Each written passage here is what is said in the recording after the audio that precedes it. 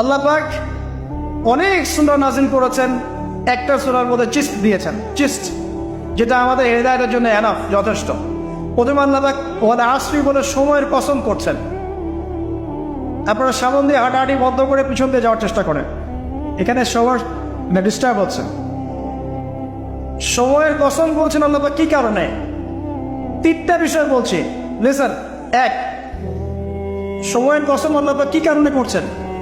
আপনাকে তিনটা পয়েন্ট বলছি মত। এক, আল্লাহ পাক আমাদেরকে বোঝাচ্ছেন যে সময় বা টাইম আমাদের জীবনে প্রচণ্ড রকম গুরুত্বপূর্ণ।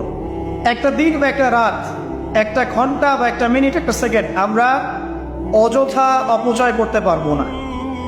এই হায়াতটা আমাদের কেনা নয়, বরং আল্লাহ পাকের দেয়া। অতএব আল্লাহর দেয়া নেয়ামতকে আমি যা ইচ্ছা তাইভাবে অপচয় করতে পারি না। তাহলে কিভাবে আমি সময়টা কাজে লাগাবো? এক কথায় উত্তর কি? 24 ঘন্টায় নবী সাল্লাল্লাহু আলাইহি ওয়াসাল্লাম যেভাবে চলেছেন, ঘুমিয়েছেন যেভাবে, উঠেছেন যেভাবে, ইস্তেঞ্জা করেছেন, খেয়েছেন, ঠিক আছে, ব্যবসা বাণিজ্য করেছেন, তার জনগণের সাথে তার দায়িত্ব পালন করেছেন, কোরআন তেলাওয়াত করেছেন, জিকির করছেন, নামাজ পড়েছেন, সাদাকা করেছেন, প্রয়োজনে যাকাত দিয়েছেন।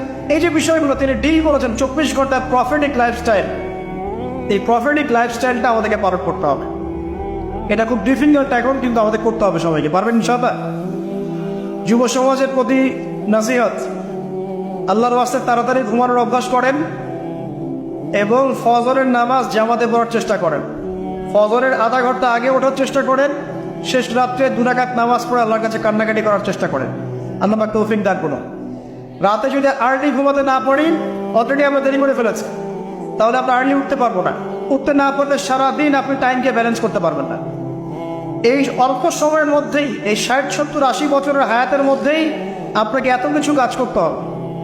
তাই প্রত্যেকটা দিন রাত যদি কাজে না লাগাই, তাহলে কখনো এই সময় আমাকে ছাড় দিবে না। আমরা সময়কে মূল্যায়ন না করলে সময়ও আমাদেরকে কোনোদিন মূল্যায়ন করবে না।